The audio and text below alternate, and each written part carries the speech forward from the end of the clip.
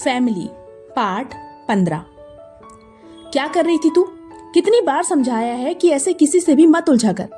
अद्विक वेदिका को पार्किंग के पास लाकर डांटते हुए कहता है, मैंने शुरुआत नहीं की थी अद्विक, मैंने तो उसे सॉरी भी बोला था, मगर वही बात को बढ़ाना चाहती थी।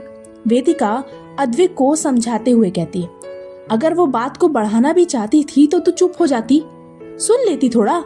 अद्विक वेदिका को देखकर कहता है, What do you mean? अगर वो मुझे मारती है तो क्या मैं दूसरा गाल भी आगे कर दूं? नो वे। वेदिका खन्ना किसी से डरती नहीं है। अगर आगे भी उसने मुझसे उलझने की कोशिश की तो मैं शांत नहीं बैठूंगी। वेदिका गुस्से से अद्विक को देखकर कहती है और वहां से जाने लगती है। अरे वेदिका सुन तो। वेदिका को जाते देखकर विवान और मीरा उसे रोकने की कोशिश करते हैं, मगर वेदिका नहीं रुकती। देख क्या रहा है, रोक उसे, गुस्सा होकर गई है तुझसे, किसी तीसरे की वजह से तुम दोनों कैसे लड़ सकते हो? विवान अद्विक को देखकर कहता है, मगर अद्विक पर उसकी बात का कोई असर नहीं होता, बल्कि वो मुस्कुराते हुए विवान को देखकर कहता है, गुस्सा, और वो भी मुझसे? नो चांस, अभी थोड़ी देर में खुद ही आ जाएगी। क्या तुझे डर नहीं लग रहा है? वो बहुत गुस्से में यहाँ से गई है, देखकर तो नहीं लग रहा था वापस आएगी। मीरा अद्विक की बात सुनकर कहती है तो अद्विक बिना कुछ बोले अपनी कलाई में घड़ी देखने लगता है। अद्विक की यह हरकत देखकर मीरा और विवान बहुत परेशान हो जाते हैं। उन्हें समझ नहीं आता कि अद्विक कुछ कर क्यों नहीं रहा। वो लोग कभी आसपास देखते तो कभी अद्विक को, जो अब भी बस अपनी घड़ी की सुइयों को आगे बढ़ते हुए देख रहा था। अद्विक की हरकत देखकर मीरा बहुत चिढ़ जाती है। वो गुस्से से अद्विक को देखकर कहती है, बस बहुत हो गया, अगर तुम नहीं जा रहे हो उसे ढूंढने तो मैं जा रही हूँ। कहकर मीरा पीछे पलटती है तो उसकी नजर उनकी तरफ आती वेदिका पर पड़ती है। वेदिका को अपनी तरफ आता देखकर मीरा हैरान हो जाती है। उसे समझ नहीं आ रहा था कि वेदिका तो इतने गुस्से में गई थी, अब वापस क्यों आ गई। वेदिका तीनों के पास आती है और एक नजर मीरा और विवान को देखकर अद्विक से कहती है, अच्छा सुन, अब बस करते हैं, आधी लड़ाई फिर कभी पूरी कर लेंगे। क्या सच में?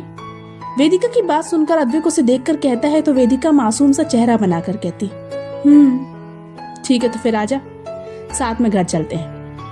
अद्विक वेदिका को देखकर कहता है तो वेदिका मुस्कुराते हुए कहती है, ठीक है, अब अगर तुम इतना फोर्स कर ही रहे हो तो चलो चलते हैं। फोर्स? और मैं? वेदिका की बात सुनकर अद्विक हैरानी से कहता है तो वेदिका आंखें टिमटिमाते हुए हाँ में सिर हिला देती है, जिसे देखकर अद्विक अपना सिर हिलाते हुए कहता है, नौटंकी, चल आजा। कहकर अद्विक अपनी बाइक निकालता है और उसे स्टार्ट कर देता है। वेदिका भी जल्दी से बैठती है और दोनों विवान और मीरा को बाय करके कॉलेज से निकल जाते हैं। ये क्या था? अभी तो ऐसे लड़ रहे थे जैसे एक दूसरे की कभी शक्ल भी नहीं देखेंगे, और अब साथ गाड़ी में बैठकर चले भी गए। मीरा हैरानी से कहती है, इनका कुछ नहीं हो सकता, वैसे तो लोग तो चले गए, अब तुम अकेली क्या करोगी? कहो तो साथ कॉफी पीने चले। विवान मीरा को देखकर कहता है तो मीरा मुस्कुराते हुए आगे बढ़ जाती है। वहीं मीरा की मुस्कुराहट देखकर विवान शर्माते हुए अपने बालों में हाथ फेरते हुए मीरा के पीछे पीछे चले जाता है। वहीं अद्विक की बाइक 2 घरों के बाहर आकर रुकती है। वेदिका जल्दी से अद्विक की बाइक से उतरती है और अद्विक को बाय बोलकर दूसरे वाले घर में चली जाती है। वहीं अद्विक भी वेदिका को बाय बोलकर पहले वाले घर में अपनी बाइक खड़ी करके अंदर चले जाता है। दरअसल अद्विक और वेदिका दोनों पड़ोसी थे, दोनों के घर साथ में लगे हुए थे। यही वजह थी कि दोनों साथ खेलते हुए बड़े हुए और बचपन के दोस्त बन गए। दोनों ने स्कूलिंग साथ में की और अब कॉलेज भी साथ कर रहे थे। मैं घर आ गई, वेदिका घर में आते हुए कहती है, मगर उसे तो अपना घर बहुत खाली लगता है। वो आसपास देखती है तो उसकी नजर हॉल में सोफे पर बैठकर अखबार पढ़ रहे अपने दादाजी पर पड़ती है। दादू। वेदिका अपने दादाजी को देखकर उनकी तरफ बढ़ जाती है। अशोक खन्ना, वेदिका के दादाजी, स्वभाव से बहुत ही अच्छे इंसान हैं, खास तौर पर वेदिका के लिए। वेदिका जब 1 साल की थी तभी उसके मम्मी पापा की कार एक्सीडेंट में मौत हो गई थी। उस दिन से लेकर आज तक अशोक जी ने हमेशा वेदिका का ध्यान रखा, उसे खुद के लिए लड़ना सिखाया ताकि वेदिका हर परिस्थिति का डट कर सामना कर सके। अरे वेदिका, आज जल्दी आ गई? अशोक जी वेदिका को देखकर अपना अखबार बंद करते हुए कहते, हाँ दादू, आज मन नहीं लगा तो जल्दी आ गई। वैसे घर में इतना सन्नाटा क्यों है? चाचू चाची नहीं दिख रहे? वेदिका आसपास देखते हुए कहती है, क्या पता कहाँ है। जब मैं टहल कर लौटा तब तक वो लोग जा चुके थे। अशोक जी कहते हैं तो वेदिका मुंह बना लेती। छोड़ो ये सब, भूख लगी होगी ना, चलो चलकर नाश्ता कर लो। अशोक जी अपनी जगह से खड़े होते हुए कहते, नहीं दादू, भूख नहीं लगी, समोसे खा लिए थे। वेदिका कहती, फिर से समोसे? एक ही चीज खा खा कर ऊब नहीं जाती हो? चलो, मैंने पोहे बनाए हैं, चक्कर बताओ कैसे बने हैं। अशोक जी किचन की तरफ बढ़ते हुए कहते हैं, आपने बनाए हैं तो अच्छे ही बने होंगे दादू, आखिर आपके इसी गुण से तो दादी इम्प्रेस हुई थी। वेदिका मुस्कुराते हुए कहती, हट पागल, तेरी दादी मेरे खाने से थोड़ी बल्कि मेरे हैंडसम फेस से इम्प्रेस हुई थी। अशोक जी कहते हैं और मुस्कुराने लगते हैं। अच्छा जी, तो फिर तो इस हैंडसम बंदे ने बहुतों के दिल तोड़े होंगे। वेदिका किचन में आकर अशोक जी को देखते हुए कहती, कोई शक है? अच्छा चलो जाओ, जल्दी से हाथ धोकर आओ। अशोक जी प्लेट में पोहे निकालते हुए कहते, अरे नहीं दादू, ऐसे ही दे दीजिए, चम्मच से तो खाना है। वेदिका प्लेट लेने के लिए हाथ आगे करते हुए कहती है तो उसकी बात सुनकर अशोक जी प्लेट पीछे करते हुए कहते, हट घिनी, जा जल्दी से हाथ धोकर आ और ये कपड़े भी चेंज करके आओ, कॉलेज के गंदे कपड़ों में नहीं घूमना। दादू, अशोक जी की बात सुनकर वेदिका मुंह बनाकर कहती, मैंने कहा ना जाओ। अशोक जी अपनी आंख दिखाकर वेदिका को डांटते हैं तो वेदिका मुंह बनाकर ऊपर अपने रूम में चली जाती। वहीं अद्वैत अपने घर में आता है तो अपनी दादी देवयानी सिंघानिया को घर में अकेला देखकर कहता है, अरे दादी माँ, क्या बात है, आप घर में अकेले हो? मॉम डैड आपको अकेला छोड़कर डेट पर गए हैं क्या? अरे नहीं नहीं बेटा, मेरे रहते आस्था की इतनी अच्छी किस्मत कहाँ है, वैसे तू बड़ा जल्दी आ गया। देवयानी जी अद्वैत को देखकर कहती है, हाँ दादी माँ आ गया। अद्वैत कहता है और सोफे पर बैठ जाता है। चल हाथ मुंह धोकर आजा, मैं नाश्ता लगाती हूँ। देवयानी जी अपनी जगह से खड़े होते हुए कहती, नहीं मन नहीं है दादी, वेदू के साथ कैंटीन में कॉफी पी ली थी। अद्वैत मना करते हुए कहता है, फिर से वेदू, कितनी बार समझाया है तुझे उस लड़की से दूर रहा कर, लेकिन तू है कि मेरी सुनता ही नहीं है।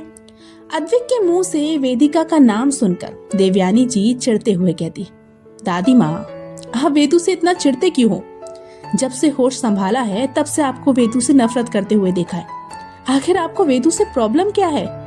अद्वैत देवयानी जी की बात सुनकर कहता है, देख, मैं तेरे साथ बहस नहीं करना चाहती, मेरी बात मान और उस लड़की से थोड़ा दूर रह। अद्वैत की बात सुनकर देवयानी जी कहती, इम्पॉसिबल दादी माँ, उसके बिना तो मेरा दिन पूरा नहीं होता और आप मुझे उससे दूर रहने के लिए कह रही हो। अद्वैत देवयानी जी को देखकर कहता है। अद्वैत की बात सुनकर देवयानी जी कहती है, अरे पर दादी माँ, ये टॉपिक ऐसा है जो कभी खत्म नहीं होगा और मैं अभी बहस करने के मूड में बिल्कुल नहीं हूँ, थोड़ा थक गया हूँ, मैं अपने रूम में जा रहा हूँ।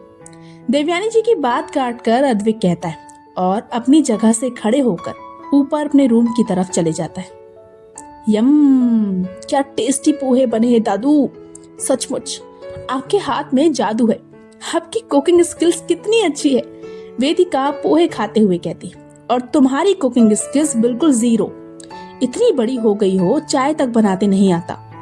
वेदिका की बात सुनकर अशोक जी कहते हैं तो वेदिका मुंह बना लेती। दादू, वेदिका और अशोक जी अभी बात ही कर रहे थे कि तभी एक 12 साल का लड़का दौड़ते हुए अपने हाथ में मेडल लेकर घर के अंदर आता है। अरे अक्षय, ये तुम्हारे हाथ में मेडल किस चीज का है और कहाँ थे तुम? अशोक जी उस लड़के को देख कर कहते, दादू, आज मेरे स्कूल में रेस थी और मैं उसमें फर्स्ट आया हूँ, देखो। अक्षय अपना मेडल दिखाते हुए कहता है, अरे वाह बेटा, बधाई हो तुम्हें, पर तुमने मुझे पहले क्यों नहीं बताया? मैं भी तुम्हारे साथ स्कूल में तुम्हारी रेस देखने चाहता। अशोक जी मेडल देखते हुए अक्षय से कहते हैं, आपको अपनी पोती से फुर्सत मिले तभी तो आप मेरे बेटे की रेस देखने आएंगे ना पापा। एक औरत घर के अंदर आते हुए कहती है, ये क्या कह रही हो ममता, मेरे लिए अक्षय और वेदिका एक समान है। अशोक जी सामने खड़ी औरत को देखकर कहते हैं, यह है वेदिका की चाची ममता खन्ना। इन्हें वेदिका जरा भी पसंद नहीं है क्योंकि वेदिका के मम्मी पापा के जाने के बाद अशोक जी ने सारी प्रॉपर्टी वेदिका के नाम कर दी, जिसकी वजह से ममता जी को ये लगता है कि वेदिका के रहते उनके बच्चों को कभी उनका हक नहीं मिल पाएगा। देखकर तो नहीं लगता पापा। अगर ऐसा होता तो आप अपनी सारी प्रॉपर्टी वेदिका के नाम नहीं करते, उसमें मेरे अक्षय का भी हक होता। ममता जी अशोक जी को देखकर कहती है, ये बच्चों के सामने कैसी बातें कर रही हो ममता, इससे दोनों भाई बहनों के बीच में गलत असर पड़ेगा। अशोक जी ममता को देखकर कहते हैं, पर वो गलत भी तो नहीं बोल रही है ना पापा। अशोक जी का छोटा बेटा मनीष अंदर आते हुए कहता है, मनीष तुम मेरी बजाय अपनी पत्नी का साथ दे रहे हो, जो कि गलत है। अशोक जी मनीष जी को देखकर कहते, गलत ममता नहीं पापा, आप हैं। आपने अपनी प्रॉपर्टी जिस पर मेरा और भैया दोनों का हक था उसे वेदिका के नाम कर दिया। मनीष अशोक जी को देखकर कहते, हाँ किया मैंने, लेकिन ये सब करने के लिए तुम लोगों ने ही मजबूर किया था।